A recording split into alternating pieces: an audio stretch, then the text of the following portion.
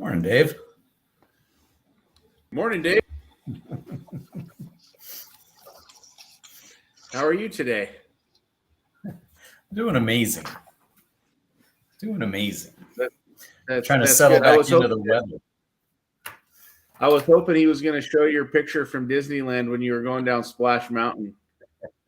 That was a good one. You know, I've recognized that my yelling face when I'm really excited also looks like my sheer panic face. So That's funny. Were you doing that just for the camera, or were you a little freaked out? Yeah, I knew the camera was covered up and everything. I was trying to get a good There you one. go. I tell you what, on those rides, they've got those little cameras that are set up in strategic spots, and I blew every one of them. Every one of them, I do not look like what I think I'm going to look like. That's awesome. Well, welcome to the call. I'm Dave Wescott, CEO of TransBlue Evergreen Brands. This is Dave Vetter, Vice President of Operations, or the Integrator. And we're talking about hiring today, which is kind of an easy topic. So we didn't have to do a lot of prep for this one. But Dave is the integrator, and so I think this is the important thing, because like what we do is I'm visionary, he's integrator, and I think as you're thinking about hiring and you're thinking about growing your business or whatever you've got going on, it's really important to understand the roles, right? And it's really important to understand how those roles fit in and then make a company successful. And so this is a great topic. It's not about what, but it's about who, right? And it's about right people, right seats. So those are some things that we really want to be focused on. Those are some things we really want to drive on. And so what do I do? My job is vision, it's strategy, it's culture. And then that kind of looks like a bunch of stars laid out. And then Dave takes that vision and that strategy and those goals, and then he implements those. And then from there, that comes down to hiring. And so I want to tell one story real quick, and then I'm going to kick it over to Dave. But early on in my career, actually, it probably wasn't even early on. It was probably a decade in, 2012, 2013.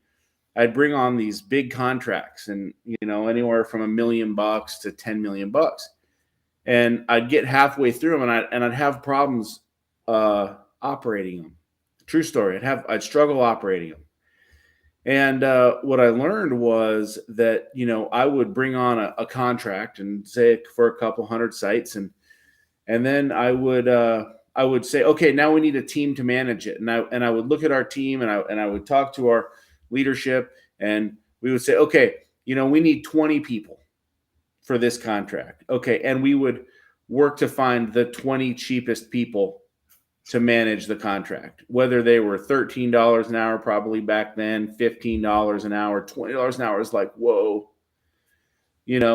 And so what I learned early on was that those people at that pay rate, they could not support the level of business that we were selling. And what I learned was that we had to have high-level people to be able to execute high-level contracts. And so what I needed to do was hire people at the right pay scale. Like, you're not going to get a COO of your company for $50,000 a year. Like, they might take the position, and they might take the title, and they might take the money, but the problem is they don't have the expertise to take your business where it needs to go. And so really looking at the type of work you're doing, and really looking at the type of individuals that you're hiring, and looking at the who's. And the reason I mentioned integrator was because we run the EOS system. And so it's visionary, integrator, operations, sales, accounting. Those are the main positions that get filled within that company, and that makes up the leadership team. That leadership team works on the strategy and the direction of the business as a cohesive unit. And so when you start to figure that out, when you start to have those roles in place, then you start to see that success. And it took me till like 2015, 16, 17 to actually see success by learning those lessons. And so, that's why Dave's here, right? Because we needed that person. And funny story about Dave, Dave was not the integrator at the time that Dave was brought on. Dave was brought on for a role that I can't even remember the title of it, but we were sitting at the restaurant and we were having lunch, and I was like, oh my gosh, this guy's the next integrator. I better hire him. I knew right there that he was better than the guy who was interviewing him. Right. I knew right there. So like I said, okay, well, now I need to start strategically working on the plan to switch those two people around. And that took like a year. But that's the thing, that when you have to make those decisions. So Dave, what are your thoughts on hiring? What are your thoughts on the EOS? I mean, how do you build your team? What do you look for? What tips, tricks, what's going to really resonate with the team today? I think it's finding somebody that, with the EOS system, as you've mentioned, it's finding that right person, right seat, right? They talk about that a lot in the EOS system, is finding that person that gets it, wants it, and finding that person that is not just, like you said, just taking a job, not just the cheapest person, someone that's going to be effective in their role, someone that's going to mesh with your team, someone that's going to understand and embrace the culture that you've built and not fight against it. And then also someone that can push your company forward. That's the whole idea behind the EOS system, is to always be constantly, every single week, moving your company forward and not staying stagnant, and finding those individuals that allow you to do that. Obviously everybody understands how to should understand how to put, job descriptions together. And there's a variety of different ways that you can take a look at, where are you going to go? You see whether it's LinkedIn, you're finding people, whether you're finding them on Indeed or, ZipRecruiter or something like that. Or if you're actually hiring somebody, from finding a recruiter, finding a headhunter to go help you find those individuals. But the first thing is really defining what that seat is, what that individual, and what kind of profile that you're looking for. And that's the first steps I know that we do here. And when we're looking out at, okay, how are we going to find this individual? Are we looking for someone that is doing more of just a administrative, just kind of a march through role? Or are you looking for somebody that's really a high skill set? Now I found that, you can go into Indeed, and there's there's just so many people on Indeed, and it feels to me, and this is not a knock against, I should probably be bringing up, company names, but I've just found that, you can find a lot of resumes to go through, and that's just tedious. It feels tedious to me. If you're looking for a real high skill set, and I've found that we've had some really good luck with some recruiters, finding recruiters that understand your model, that you've met with, you've talked to, and they understand where you're trying to go, what this position's going to do, and allowing them to go and source and find those people. Because the other thing that I found too is, when you're looking on a lot of these websites that have all these applications on it, you're finding individuals that are currently out of work usually. And that sometimes can be a negative. And you might be finding individuals that there's a reason they're out of work. And finding headhunters are usually so proactive. They are finding that individual. That individual is currently working somewhere else and may just not have future growth where they're at. And if you're able to offer that, or finding someone that their company loves them, it's unfortunate, but that's the way the world works, is we want to bring someone over, typically on a high level role, that is currently beloved by their current employer. And that's the kind of people you want to have. You want to have people that are high performers, people that everybody likes to work with, people that get things done. And that's what I'm searching for. And usually the brokers, the headhunters, those are the ones that we're usually going through.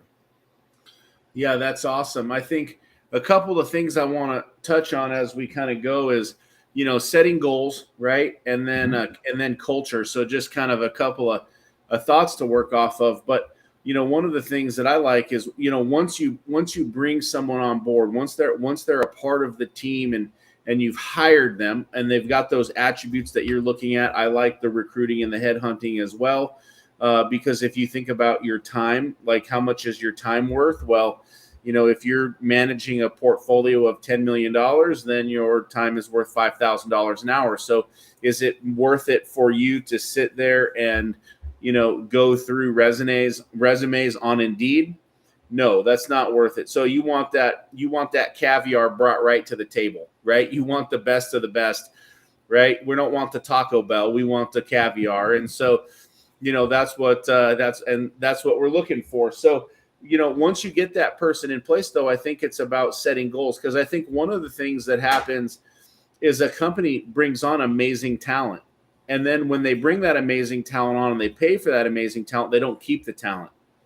And when they don't keep the talent, they've got that churn. So why can't you keep amazing talent?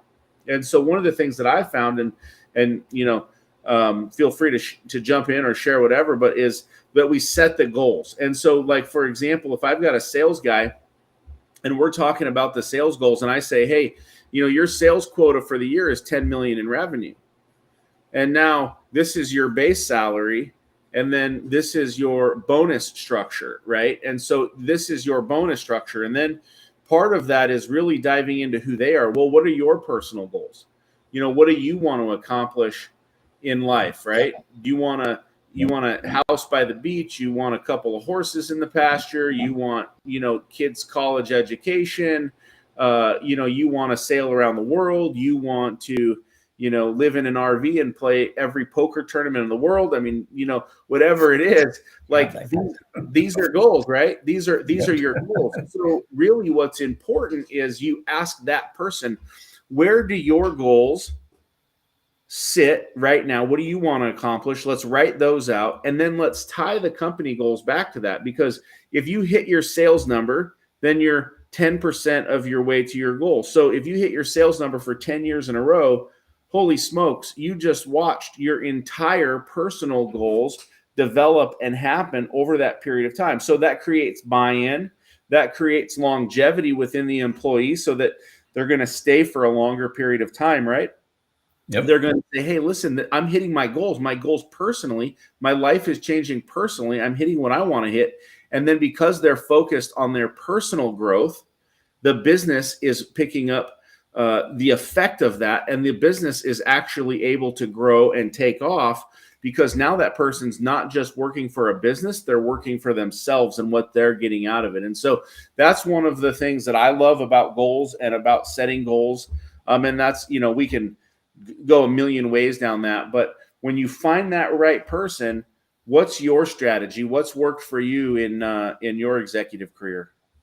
Yeah. And you touched on actually a lot of different things in what you just said. First of all, it's understanding what your new employee is looking for. It's understanding what's motivating them to really go that extra mile for you. And like you said, that might be a lifestyle that they're looking for. It might be a future that they're looking for. And you have to identify that early. The second thing that you really talked about was setting those goals and what those goals are. Now, an interesting thing is my own son is getting ready to graduate. He graduates this spring, and he's been doing some job interviews and such around the country. And I've been looking at the compensation packages and the way that people try to bring him on board. And it's disappointing with very major companies. Sometimes is he's looking to do sales, and they offer him a base, and then they offer him a comp plan as far as a bonus and commission. But there's no real explanation that he's given to how attainable it is, how the tools and how their product is going to help them achieve that goal. So he's left, when he's debating these different offers that he's getting, he's just doing his own math, and he doesn't even know if his math is right. And that's disappointing, because I know that there's a company down in California right now that is going to lose, that is highly likely to lose out on him, because they just threw a comp plan in front of him and he had no way to measure how attainable it was. Where's the high end or whatever. And there's another company out of Seattle that he's probably going to end up going with, because they did their due diligence and they actually explained it. They showed him what his career path could be, not only just in the sales role and beyond. The last thing that you mentioned was, and that really plays into why you set these goals with individuals that you're looking to bring on board, is we have a saying around here, set the rock. And so we've had amazing success. We've got a gentleman that's doing sales for us right now who has never sold the kind of volume that he is selling with us. And he just didn't know it was attainable. And when he was thinking of the compensation package that we were providing for him, he thought it was, wow, that's pie in the sky. You're just trying to get me on board, showing me all these things. But when you break it down, I know that you sat down with him and you went individually through, okay, this is your lifestyle. These are the goals you have to set. This is what our average sales size is. This is how often, this is how many leads, this is how many phone calls, this is how many emails, this, your activity, you do this, broke it down by day. All of a sudden he's like, wow, oh my gosh. And now he is outselling numbers he didn't even know he could achieve. And that's what that does. It sets the rocks and sets that expectation, because if you just allow someone that comes in and say they're a $1 million, $2 million a year sales guy, that's what they think is high performance. May have been high performance at their last company. They come in here with that expectation. Their activity levels may drop just because all of a sudden they are right around 1.5 million. It's like, man, I'm crushing it. It's like, actually, our sales goal for you is around $12 million. You're not that up. Right. So yeah, those are great points. Yeah. Setting those rocks, setting those goals. So speaking of your son, mm-hmm. Jacob. Yep. He's probably watching this. What's up, Jake? How you doing? Make sure you get every dollar out of him. If that Seattle company is there, make sure you get he is a go-getter. Yeah, he is. Yeah. He is. I'd love to see him on the Trans Blue team, but father, son, I don't know. But he's a go-getter. I mean, he's tenacious, right? Yes, he is. Yeah. And he is young and hungry, and he's going to be a CEO flying a plane by the time he's 30 or something. That's definitely his goal. Yeah. Girlfriends aside, he's like, I'm just gotta go straight forward. And a whole lot of money. Yeah. Yeah, that's funny. Yeah, he's a good guy for sure. And whoever picks him up is going to be very lucky. So, if you're listening to the call and you're looking for a good sales guy, Jacob Vetter, that's the guy. Hook him up on LinkedIn. That's a shout out. But you got to have your eyes wide bright, right? You got to get those shining stars. You got to get those gems. You got to bring them in, and you got to take care of them. Now, culture, kind of the last piece. And just before we do that, John Powers gave us a shout out on our call here, and he says, you cannot build a successful business on the cheap. Labor, human capital is the most essential capital in business. View your employees, team members through the eyes of the client, the beholder. I agree with that 100%. That's a fantastic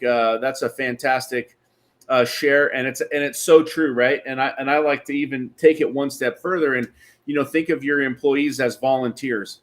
If they were volunteering to come to work for you every single day, how would you interact with them? Would it be thank you very much, and oh man, no, I know that didn't go right. Let's try to do this. Like, we think of it in terms of coaching moments versus execution moments, right? So we want to think of it that way. And then Sergio says applicable to franchising too. Absolutely applicable to franchising. I mean, that's what franchising is, right? It's the model, the base. It's putting together, rolling it out, and it's providing that structure. So absolutely great share, guys. Thanks for sharing with us on the call. We really appreciate it. Culture. Now, culture is one of those things that you just don't start with culture, right?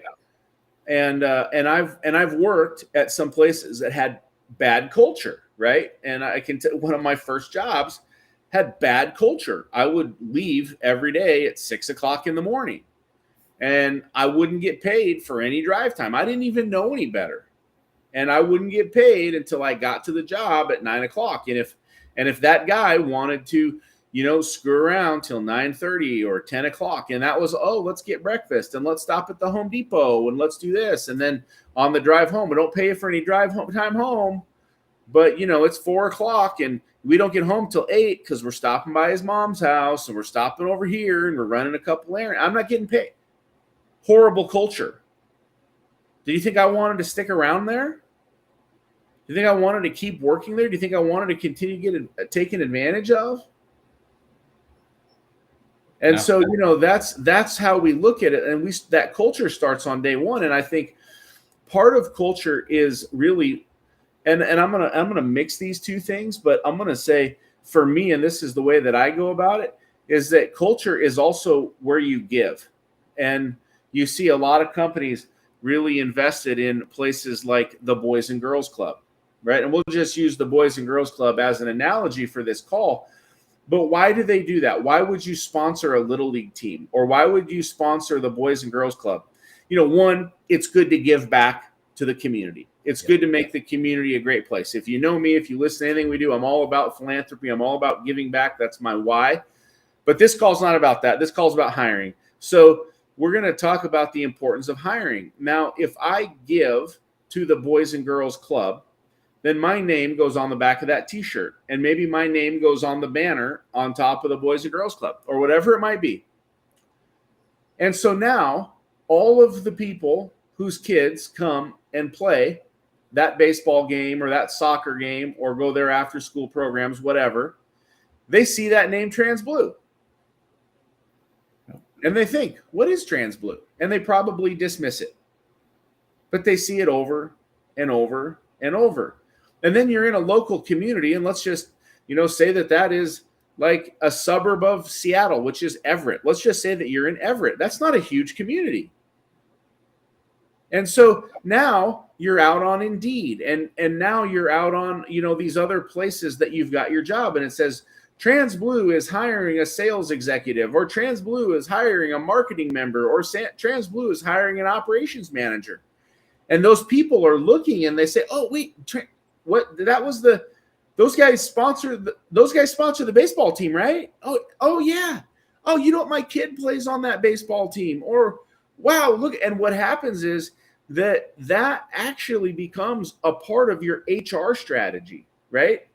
It actually gives you credibility in the community. And so they say, wow, this is it. It gives you that good vibes feeling right off the bat. And it's why you see a lot of, corporate America sponsors a lot of things like the Boys and Girls Club, or they have, Habitat for Humanity or Habitat for Humanity work days.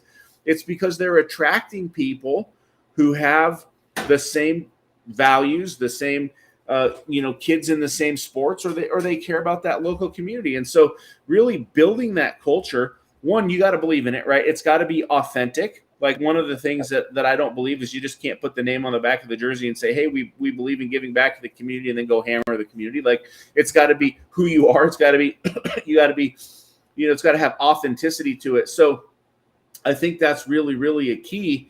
And I mean, and you've been, with some of the biggest companies there are, Dave. I mean, from Comcast to Landcare, when Landcare was huge.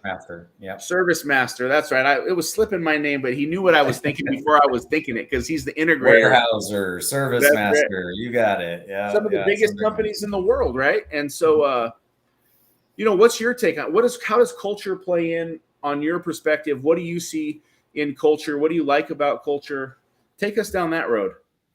Yeah, I think being able to present that to prospective candidates that you're looking at, and people want to be proud of where they work. I think that's the bottom line. You want to be proud. You want to be able to boast about where you work.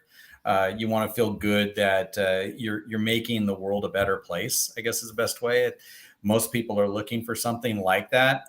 And you're right. It can be local. It can be right now, a lot of people are working remote, and you may be hiring employees that don't live in your state. We have multiple people that live around the world that are helping us get what we need to get done.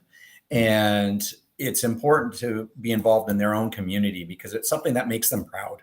It's something that they can go back and say, look, I give a little extra because I know that it'll feed back.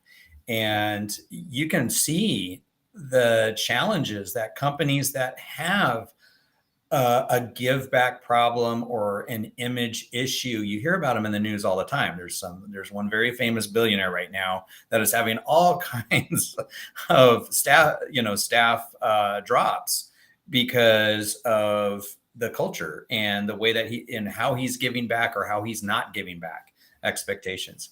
But we have lots of employees here at our own company that tell us all the time how it's really exciting. The reason I work here is because you guys help this part of the community. You guys are giving back to this organization that's near and dear to my own heart. And you'll be surprised at, we say it's a small world sometimes. You'll be really surprised that when you are giving back in your community and things that touch different parts of the community, how somebody that is a prospective candidate for you or somebody that works for you currently is touched because that affected them or affected a family member or affected a best friend and supported and helped out somebody. It's like, wow, you give to that organization. That's fantastic. And, that's really cool because that was a big help to me or my family member. And that's cool. And that just makes them proud. They're like, yeah, I'm helping support that. I'm like giving back in their own way, just by doing their job, right? Just by performing at their job, they feel like they're giving back to something that may have benefited them. Yeah. It's just one more. It's not just all about the salary, right? It's not just about that. No, it's about that. It's that life-changing sustainability.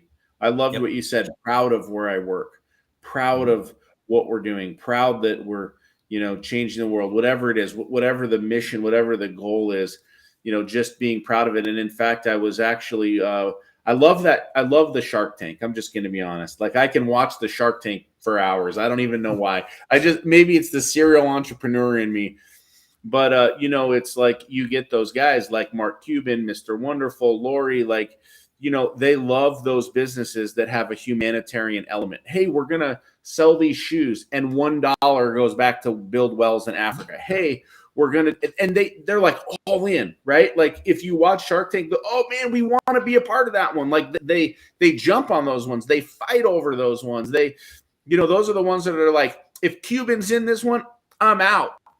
Right. It's like they want to own that. They want to be a part of that because they know that that's really important. Right. Like that's an important part of, who they are. So Ahmet says, just jumping in and sharing with us, the team undoubtedly looks up to the leadership for their ideals. So it's important that one sets the right perspective and path for new hires and build a culture that the employee takes pride in. I mean, that's almost exactly word for word what you shared there, Dave. So that was fantastic.